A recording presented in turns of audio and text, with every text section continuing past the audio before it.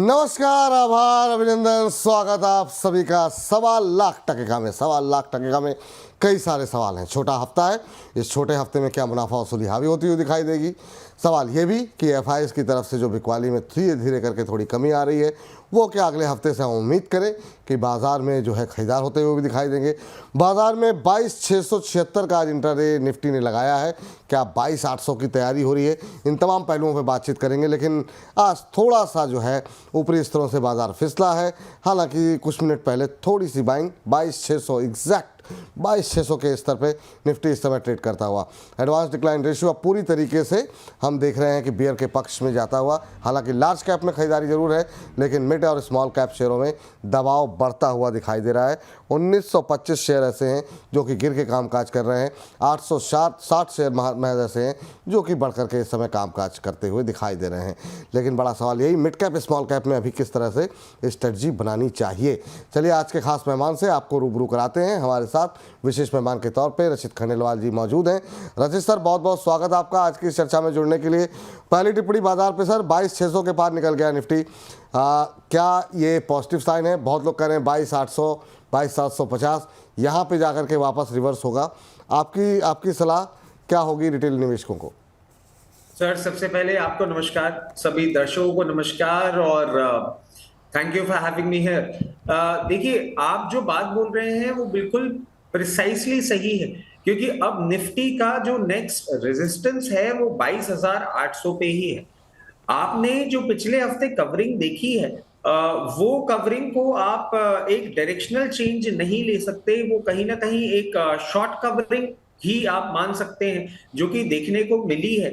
और आप देखें, लोअर लेवल्स पे एफआईएस की सेलिंग भी थोड़ी कम हो गई थी और अब डीआईएस का थोड़ा सा एग्रेशन बढ़ता हुआ दिख रहा है, जिसके चलते आपको थोड़ा सा मूवमेंट देखने को मिल रहा है। इसमें स्ट्रैटेजी सिंपल होनी चाहिए कि rather than thinking and taking it like a directional change, जो आपने लोअर लेवल्स पे पोजीशन बनाई है, अगर आप एक ट्रेडर हैं और आपको प्रॉफिट हो रहा है पोजीशन में, आपको उन प्रॉफिट्स को बुक करके और एक एग्जिट ले लेना चाहिए एट हायर लेवल्स।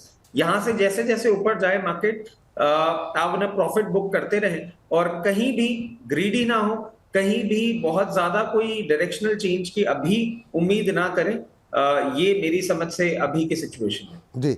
अभी की सिचुएशन में ही सर, ये जो मिड कैप स्मॉल कैप में थोड़ी प्रॉफिट बुकिंग आज देखने को मिल रही है, क्या ये और सस्टेन करेगी? अभी क्या करना चाहिए, स्ट्रेटजी क्या होनी चाहिए मिड कैप स्मॉल कैप में? क्योंकि बहुत लोगों के पोर्टफोलियो में जो हायर लेवल पे शेयर पड़े थे उनमें रिकवरी आ रही थी, लोग थोड़े खुश थे।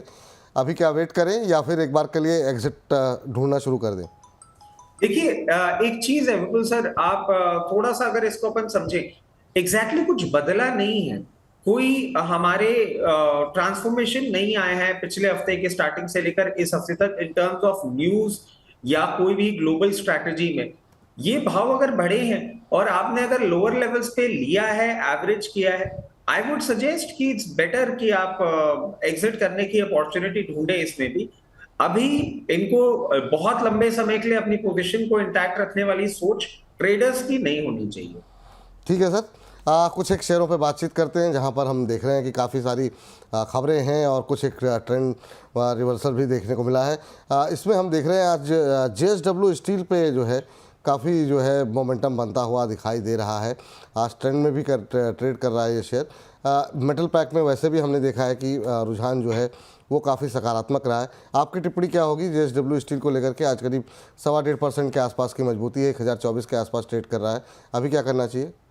देखिए, लास्ट वीक आपने देखा हो सर, चाइना की तरफ से एक स्टिमुलस आया था, जिसके बाद मेटल थोड़ा सा एक स्ट्रेंथ दिखाने की कोशिश कर रहा है। मगर हमें ये बिल्कुल नहीं भूलना चाहिए कि मेटल में अभी भी बहुत सारे international triggers, including the tariff threats that we getting from Donald Trump, अभी भी इंटैक्ट हैं। मेरी समझ से अगर आपके पास पोजीशन है तो एट अराउंड 135 140 लेवल्स प्लीज उनको बुक करने की सोचें और एक बार जो भी आपको प्रॉफिट हो रहा उसको अपने कैश मतलब पॉकेट में रखने की सोचें। बहुत ज्यादा अपसाइड यहां से अभी देखने को नहीं मिलना चाहिए। जी हाँ, ठीक है सर। बहुत सारे दर्शक आपसे जुड़ना चाह रहे हैं, प्रश्न पूछना चाह रहे हैं। अब उन दर्शकों को शामिल करते हैं। शुरुआत करते हैं सुनीता पांडे जी के प्रश्न के साथ। कह रहे हैं कि सुनीता जी कह रहे हैं कि प्लीज़ सर का व्यू चाहिए मुझको। मेरे पास वारी एनर्जीज इन्होंने ले रखे हैं 2100 के भाव पर, और अब ये जानना चाहती हैं कि क्या करना चाहिए। तो वारी एनर्जीज पे अगर एक नज़र डालें तो अभी जो भाव देखने को मिल रहा है वो देखने को मिल रहा है, एक सेकेंड, जो आ रहा है करीब 2174 के आसपास इस समय जो है ट्रेड करता हुआ। सर आपकी टिप्पणी क्या होगी वारी एनर्जीज को लेकर के? आज 2-2.25% के आसपास की गिरावट यहाँ पर देखने को मिल रही है। पिछले 4-5 दिनों में हमने देखा 1-2% के आसपास के मूव रहा है, अभी क्या करना चाहिए?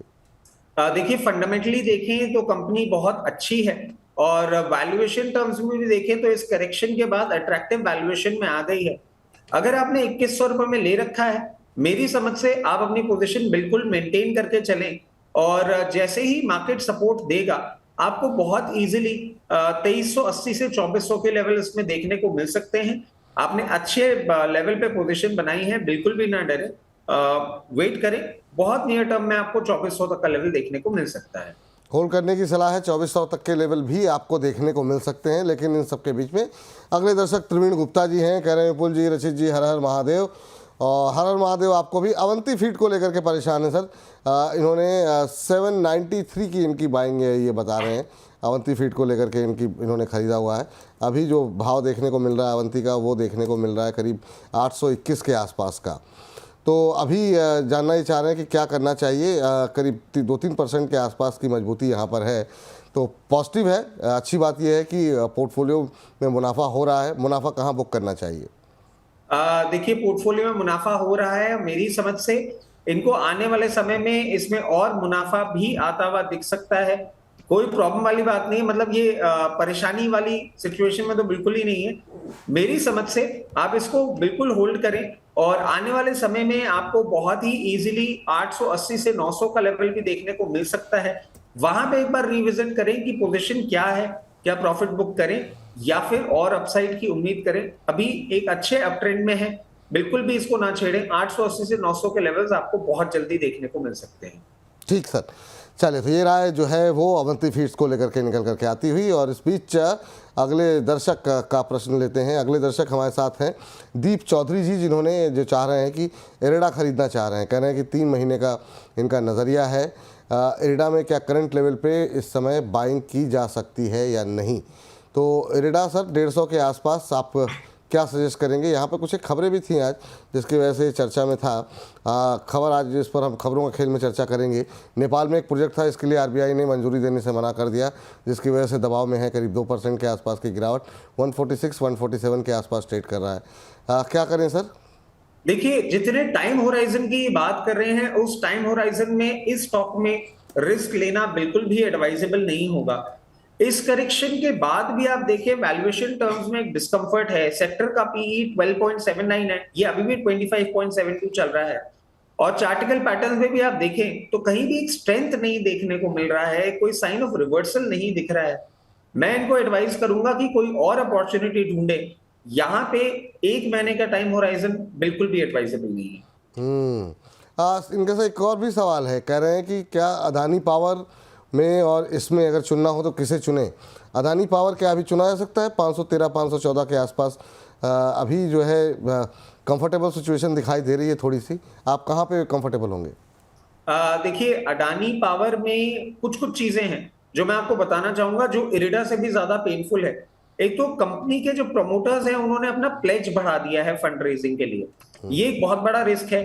एफआईआईज भी आप देखें अपना शेयर बेचे जा रहे हैं। तो इन सब चीजों के चलते अडानी पावर से भी मैं कहूंगा थोड़ी सी दूरी बनाएं।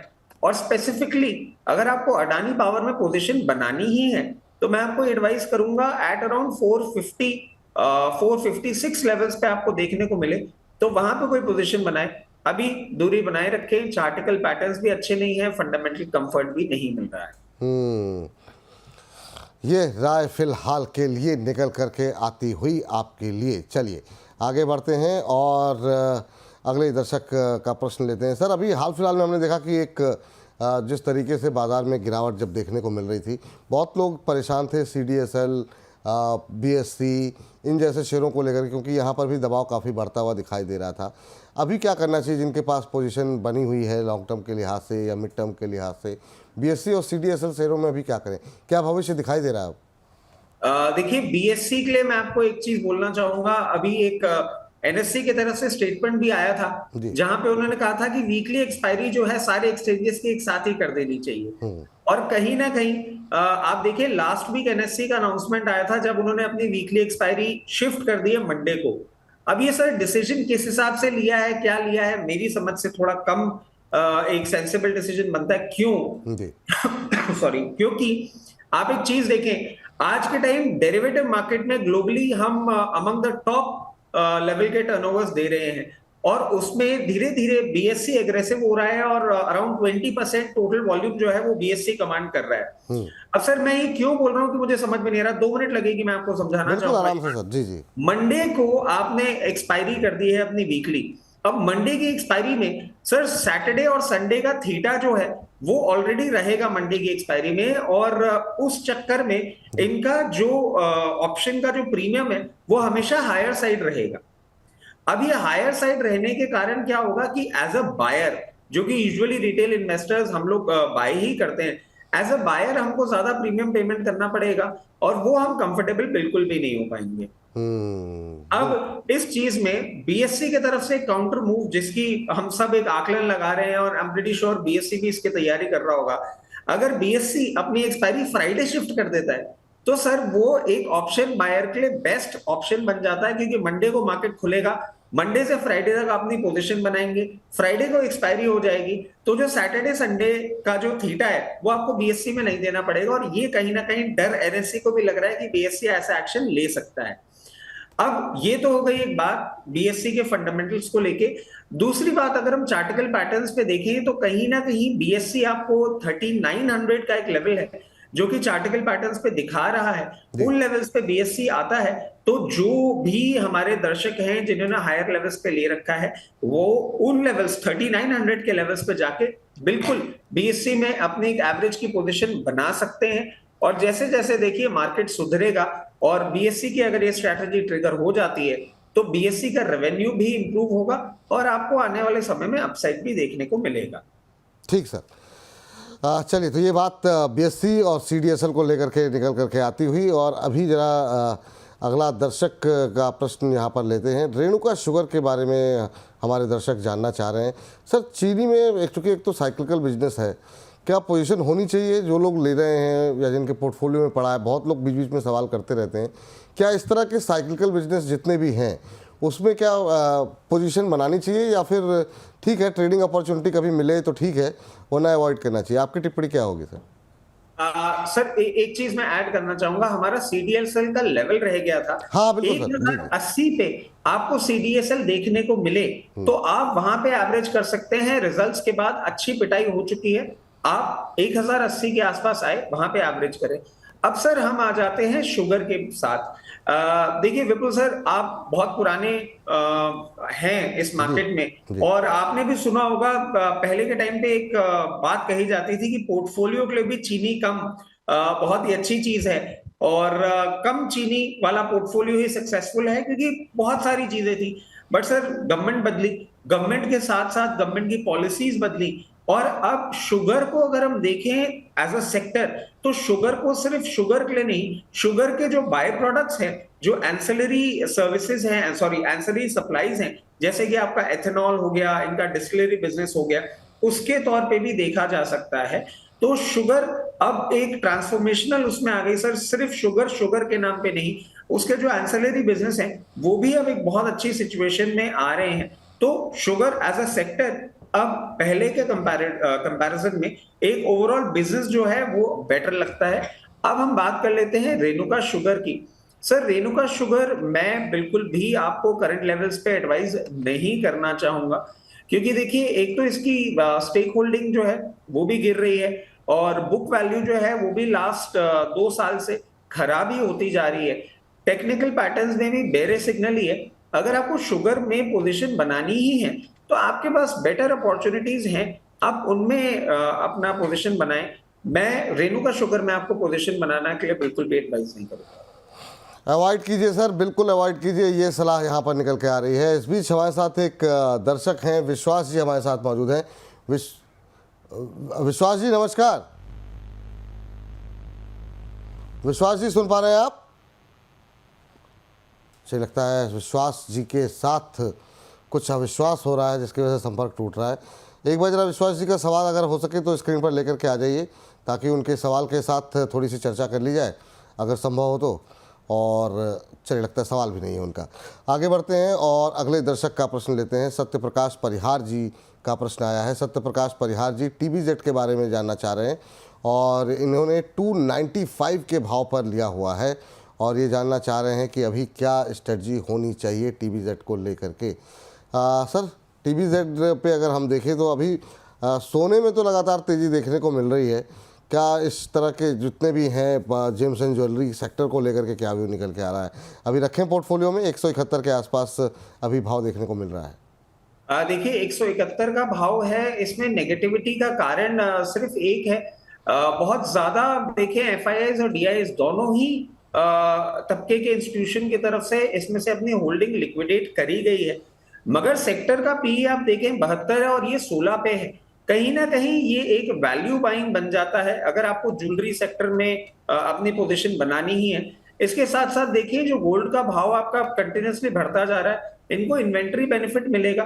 थोड़ा सा इनका ऑर्डर बुक आने वाले क्वार्टर्स में देखने लायक होगा कि इन प्राइसेस पे किस तरीके से जो हमारे कंज्यूमर्स हैं वो और अब कंजम्पशन अपना बढ़ा रहे हैं, क्या कर रहे हैं। अब जिन्होंने ले रखा है उनके लिए मैं एक ही चीज एडवाइस करूंगा कि यहाँ पे नहीं, एट अराउंड इसका जो मुझे टेक्निकल पैटर्न सपोर्ट दिख रहा है 158 लेवल्स पे दिख रहा है। इसने कुछ समय पहले एक डबल बॉटम बनाने की कोशिश करी थी 172 पे, बट वो सक्सेसफुल नहीं हो पाया, उसको ब्रेक कर लिया।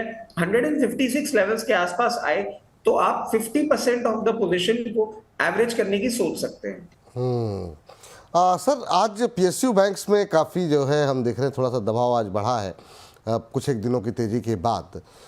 PSU बैंक्स में सर अगर जो शेयर थोड़े से सस्ते दिखाई दे रहे हैं, मतलब सस्ते in the sense value term में, उन पे क्या स्ट्रेटजी होनी चाहिए? जैसे कैनरा बैंक है, ये सारे शेयर 100 रुपये के नीचे हैं अभी, वो हम 83-84 के आसपास देख रहे हैं। यूको बैंक जो है हम देख रहे हैं कि काफ़ी अगर हम देखें तो अभी जो है चल रहा है करीब 36-37 रुपये के आसपास। साउथ इंडियन बैंक हम देख रहे हैं कि 20-25 रुपये में बहुत टाइम से घूम रहा है। बैंक ऑफ महाराष्ट्र है, सेंट्रल बैंक है। ये जो सस्ते सस्ते शेयर हैं सर, ये क्या मतलब सस्ते in the sense value term में, वैल्यूएशन वाइज नहीं, आप कैसे देख पा रहे हैं? कोई क्या बहुत लोगों की लालच होती है सस्ते शेयरों को लेने की कि ठीक है ये तो 50 का है, ये तो 100 का है। इनमें से कौन से ऐसे हैं जो फंडामेंटली या वैल्यूएशन के लिहाज से आपको अच्छे लग रहे हैं, जहाँ पे आपको लगता है कि नहीं यहाँ पे अगर पोजीशन है तो अच्छा है? जैसे बैंक ऑफ महाराष्ट्र अभी भी 50 के नीचे है। सर देखिए, वैसे तो PSU बैंक्स हम पहले भी आपके चैनल के माध्यम से डिस्कस किए हुए हैं कि 2015 में जो सरकार ने इनका पूरा लोन बुक क्लियरिंग करने का एक जो मुहिम चलाई थी, उसके बाद अब ये बहुत हेल्दी हो गए हैं। और हेल्दी का मतलब ये है सर कि आज के टाइम आप देखें टॉप 7 PSU बैंक्स जो हैं उनका जो NPA है जो उनके लोन बुक में है वो करीबन 2% ही है। और प्राइवेट बैंक्स आप देखें वो 4% पे हो गया है। मतलब इनकी जो लोन की क्वालिटी है, एसेट क्वालिटी है, वो इतनी अच्छी हो गई है। तो एक वो कारण है। दूसरा कारण एक और है सर कि अब आने वाले फाइनेंशियल ईयर में आप देखेंगे ये जो 12 लाख रुपए तक का एक इनकम टैक्स खत्म करने की बात हो रही है sir. Tier 3 tier 2 cities, rural area में आप देखिएगा स्मॉल बिजनेसेस जो हैं वो अपना कैश अब जो है बैंक में डालना चालू करेंगे। अब उनको थोड़ा सा लीवरेज मिलेगा और इस चक्कर में मैं समझता हूं इनका कासा भी आपको इंप्रूव होता हुआ दिखेगा। Yes, I am of an opinion कि अगर आप एक लॉन्ग टर्म इन्वेस्टर हैं तो PSU बैंक्स में जरूर अपनी पोजीशन अब आपको धीरे धीरे करके बनानी चालू कर देनी चाहिए। और अगर PSU बैंक्स की हम बात करें तो सर PNB जो है वो मुझे बहुत ही अट्रैक्टिवली पॉइज्ड लग रहा है अभी।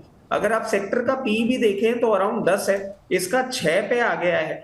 साइज बहुत अच्छा है बैंक का और कासा रेशियोज भी अगर इनके इंप्रूव होते हैं तो PNB would be the one of the preferred pick जिसमें आप अपनी पोजीशन बना सकते हैं।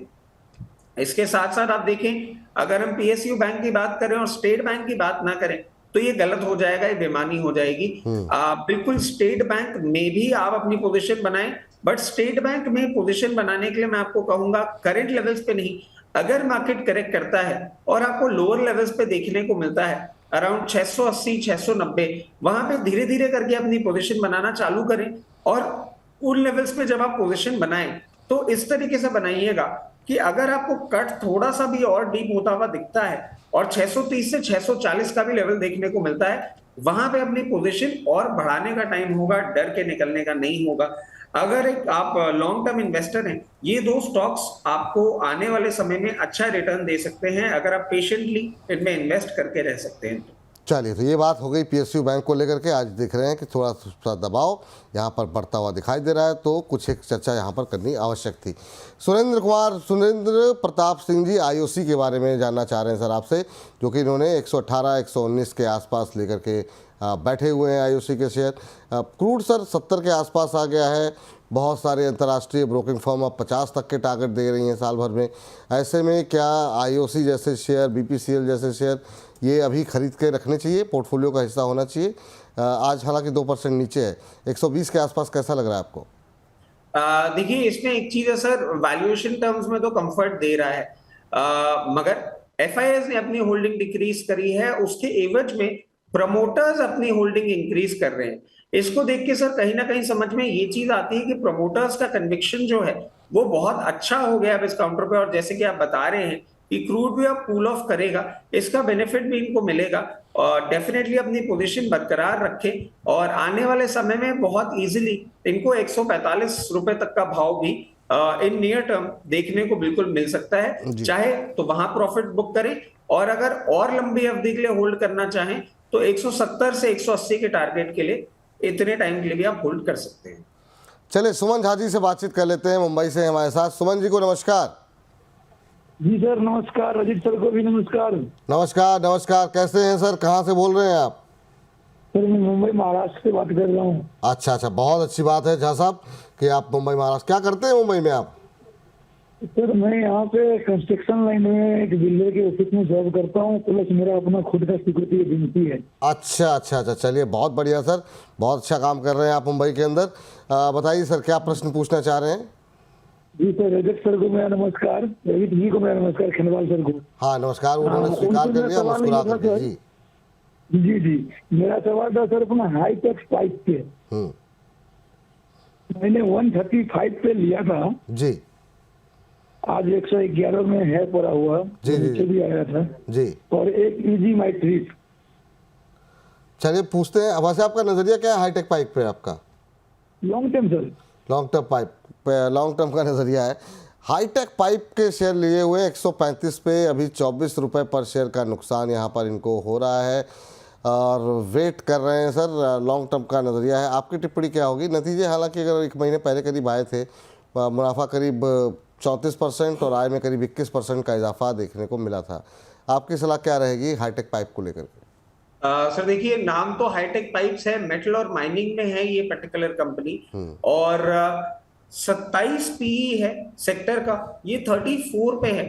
थोड़ा सा एक ये वैल्यूएशन डिस्कम्फर्ट दे रहा है। इसके साथ साथ आप देखें प्रमोटर्स जो हैं वो अपना स्टेक कम कर रहे हैं। ये एक जो हमने पिछले स्टॉक में बात करी थी आईओसी में कि वो बढ़ा रहे हैं, यही एक थ्रेट बन जाता है और प्रमोटर्स प्लेज भी कर रहे हैं। अब इससे कहीं ना कहीं आप ये चीज देखिए कि ये अपने फंड्स को प्रॉपर्ली यूज नहीं कर पा रहे हैं। थोड़ा सा प्रॉब्लमैटिक सिचुएशन में फंडामेंटली ये कंपनी दिख रही है। तो मैं कहूंगा कि थोड़ा सा आप इसमें सेफर साइड पे ही रहे, बहुत अपनी पोजीशन भड़काने की नहीं सोचे। और अगर सिचुएशन ऐसी ही चलती है इन टाइम टू कम, एक बाउंस बैक अगर इसमें आता है एंड अराउंड 134 लेवल्स आपको मिलता है, तो प्लीज एक बार से एक एग्जिट कॉल ले लें। कंपनी फंडामेंटली बहुत अच्छा एक नहीं दिखा रही है कोई भी मूवमेंट। 135 134 के लेवल्स के आसपास आए, प्लीज एग्जिट करने की सोचे, कोई और काउंटर से पैसे कमाना ज्यादा बेटर होगा। ठीक है, एग्जिट करने की, निकलने की सोचें आप, ये आपके लिए सलाह है।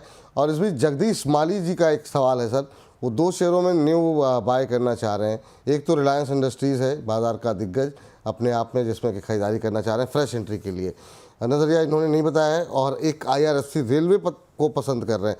रेलवे में तो हालांकि काफ़ी पिटाई और रिकवरी और तमाम चीज़ें हो चुकी हैं, पर फ्रेश एंट्री के लिए कौन सा, दोनों में से कौन सा बेटर लग रहा है? और दोनों के दोनों बेहतर हैं तो लेवल्स क्या होने चाहिए सर एंट्री के लिए? सर देखिए, बहुत क्लियर आपको बात बताऊं, you can not compare Apple and oranges. हाँ ऑब्वियसली, पर अगर एक बार अगर एंट्री करनी हो तो लेवल्स का आप खाली लेवल भी बता दीजिए।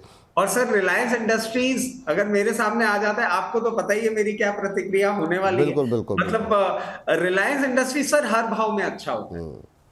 आप अगर एक लॉन्ग टर्म इन्वेस्टर हैं, बिल्कुल रिलायंस इंडस्ट्रीज में अपनी पोजीशन बनाएं। थोड़ा सा मैं भयभीत हुआ था लास्ट वीक, जिस तरीके से इसने 2 ट्रेडिंग सेशन में 1188 के लेवल्स के नीचे ट्रेडिंग कराई थी, बट आप उसके बाद देखिए Vipul sir, the kind of recovery it has registered, ये निफ्टी को मूव करा गया। इतना पावरफुल स्टॉक है रिलायंस इंडस्ट्रीज में। अगर आप बाइंग करते हैं, सिंपल स्ट्रैटेजी आपको फॉलो करनी है। मार्केट अगर करेक्ट करता है, हर 50 से 75 रुपीस के डिफरेंस में 10-10% करके अपनी पोजीशन बनाते रहें। और अगर कभी भी ये 1350 रुपए के ऊपर आपको ट्रेड करता हुआ लगता है, मार्केट बिल्कुल ही अपना डायरेक्शनल चेंज कर लेता है, वहां पे अपनी फुल पोजीशन बना सकते हैं। बहुत ही उम्दा काउंटर है, बिल्कुल अपनी पोजीशन बनाएं। पूरा कॉन्ग्लोमरेट, पूरा बिजनेस बहुत अच्छा है इनका। Reliance Industries definitely is a buy. अब हम बात कर लेते हैं सर इनके दूसरे सवाल की। इन्होंने पूछा है आईआरएफसी। जी आईआरएफसी में देखिए थोड़ी सी प्रॉब्लम्स हैं, और उन प्रॉब्लम्स के चलते अभी थोड़ी दूरी बनाए रखी जाए। सेक्टर का जो पीई है वो 12.79 है, इसका 24 है सर। इस तरह करेक्शन के बाद भी ये बहुत अच्छी सिचुएशन में नहीं है। डीग्रोथ देखी गई है प्रॉफिट में भी कुछ क्वार्टर्स में। एफआईएस ने सेलिंग करी है, और जो कहीं ना कहीं मैनेजमेंट का जो फंड का यूज है वो सही तरीके से देखने को नहीं मिल रहा है।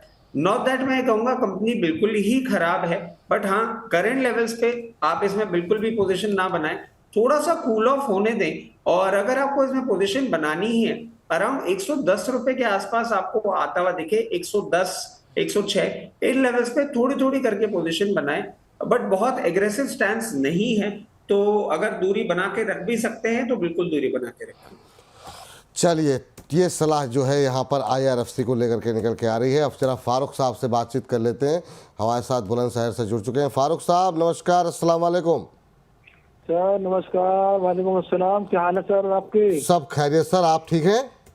जी सर, आपकी दुआएं सर, आपका अरे आशीर्वाद है। बिल्कुल सर, आप हमारी दुआएं हैं सर, आशीर्वाद तो क्या ही देंगे आपको, लेकिन दुआएं आपके लिए हमेशा हैं।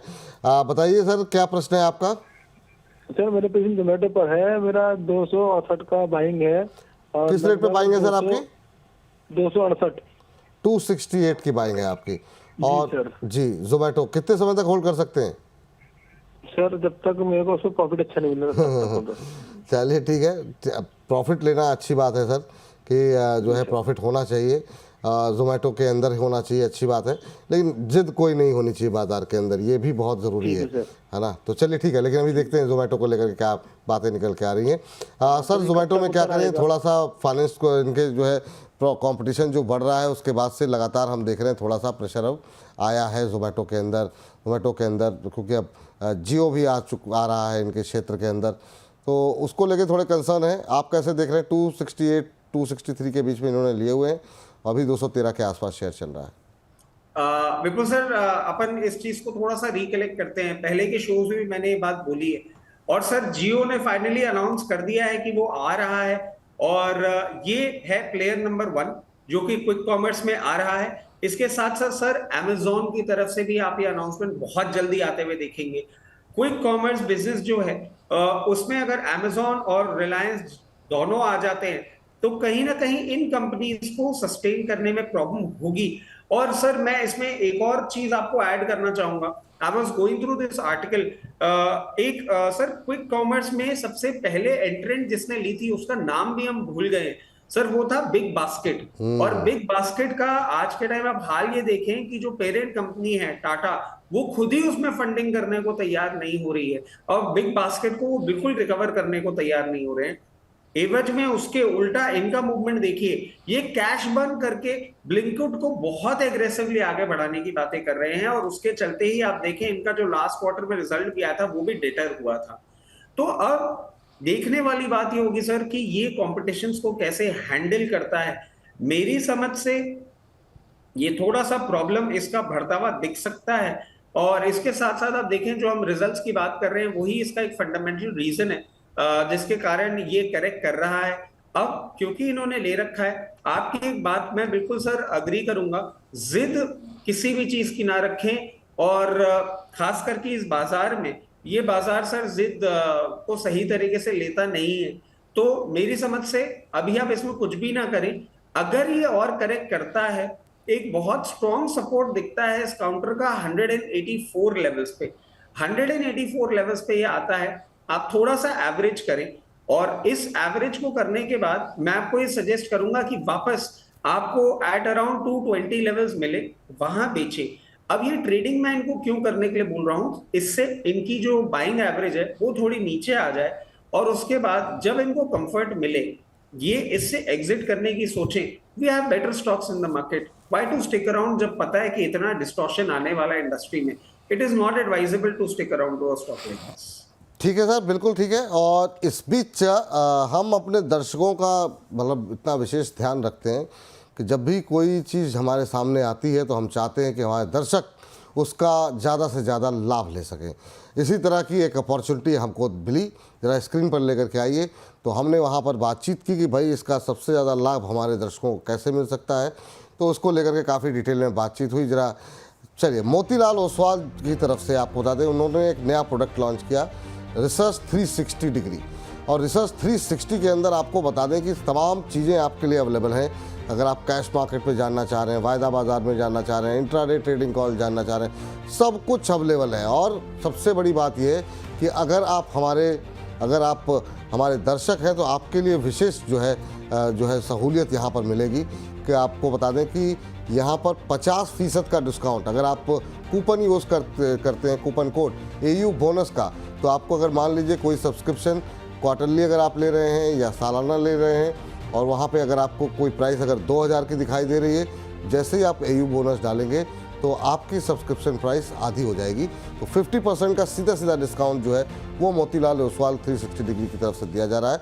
और आपको बता दें, इस प्रोडक्ट को मैंने देखा, काफ़ी शानदार जो है, चाहे IPO ले लीजिए आप, F&O में कोई ट्रेड के लिए क्या कुछ कहाँ पे सौदे बनाने चाहिए, इंट्राडे ट्रेड लेना हो, पोजिशनल ट्रेड लेना हो, रिसर्च अगर आप करने में इंटरेस्टेड हो, तो आपको कंपनी के रिजल्ट से लेकर के कंपनी के ब्रोकिंग हाउस की रिपोर्ट्स, तमाम चीज़ें आपको यहाँ पर मिल जाएंगी।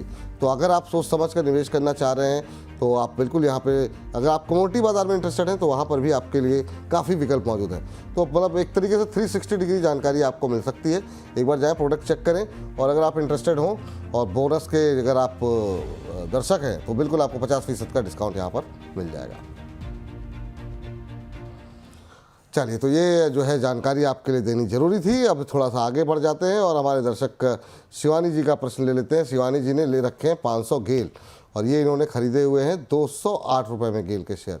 अभी जो गेल का भाव देखने को मिल रहा है वो देखने को मिल रहा है करीब 155-156 के आसपास चल रहा है। इसमें अगर हम पिछले एक महीने में बात करें तो 6-7% का नेगेटिव रिटर्न यहाँ पर देखने को मिला है। सर, गेल पे क्या करना चाहिए? अभी 155-156 के आसपास ट्रेड करता हुआ, शिवानी जी ने ले रखे हैं 200 के ऊपर, तो शिवानी जी को 50 रुपये का हो रहा है नुकसान अभी। सर देखिए, अब इसमें एक सिंपल चीज है, शिवानी जी ने ले रखा है, कंपनी फंडामेंटली अच्छी है। इस करेक्शन के बाद वैल्यूएशन कंफर्ट भी आ गया है। FIs अपनी होल्डिंग थोड़ी सी कम कर रहे हैं, उसके साथ साथ DIIs ने भी थोड़ा सा स्टेक ऑफलोड किया है, बट मैं समझता हूं उसके कुछ कंप्लायंस रिलेटेड रीजंस भी हो सकते हैं। आपने इस लेवल पे ले रखा है, मैं सजेस्ट करूंगा कि यहाँ पे एवरेज और करें। 156 का लेवल्स है और अट्रैक्टिवली पॉइज्ड है, यहाँ पे आप एवरेज कर सकते हैं, और जितनी भी आपने होल्डिंग ले रखी है उसको एवरेज करें। और उसको एवरेज करने के बाद मैं आपको सजेस्ट करूंगा कि अराउंड 180 लेवल्स आए, वहां पे एक बार एग्जिट करें, फिर नीचे आए, फिर खरीद के एवरेज करें। इस स्ट्रैटेजी के पीछे कारण सिंपल है, आपने इतना ऊपर ले रखा है और आपका भाव आने में टाइम लग सकता है, बट अगर आप ये ट्रेडिंग करते हैं तो डेफिनेटली आपको एक बेनिफिट मिलेगा और आपका जो बाइंग प्राइस है वो नीचे आ जाएगा। तो इस स्ट्रैटेजी को अपनाएं, और वैसे अगर ये स्ट्रैटेजी नहीं अपनाना चाहते तो यहाँ पे खरीद लें और वेट करें।